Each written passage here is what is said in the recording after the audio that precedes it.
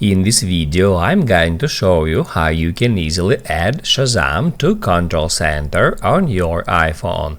Be sure to watch the video to the very end so you don't make any mistakes, and of course do not forget to like this video and subscribe to my channel.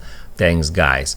So let's get started, and first off, head over to Settings and then scroll down until you find Control Center.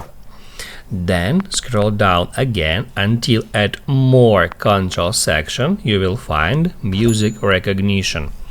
All you have to do now in order to add it to the Control Center is just tap at the plus sign next to it, and it will be immediately moved to Included Controls, and that definitely means that Shazam shortcut has been already added to the Control Center.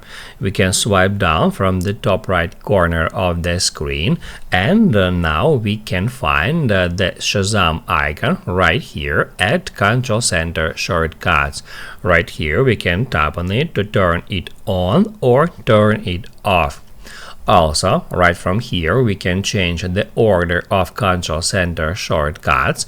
To do that, just drag them up or down in that way. Now, as you can see, it has also changed the order of that shortcuts, and now Shazam shortcut located at the second position. If we want to remove a shortcut from the Control Center, we can just tap at the minus sign next to it and then tap at Remove. That will remove Shazam shortcut from the Control Center.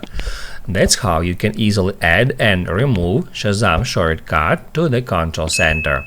Now you can write down in the comments below if you have any questions about that tutorial. Hit the like button if you liked that video, and see you in the next one.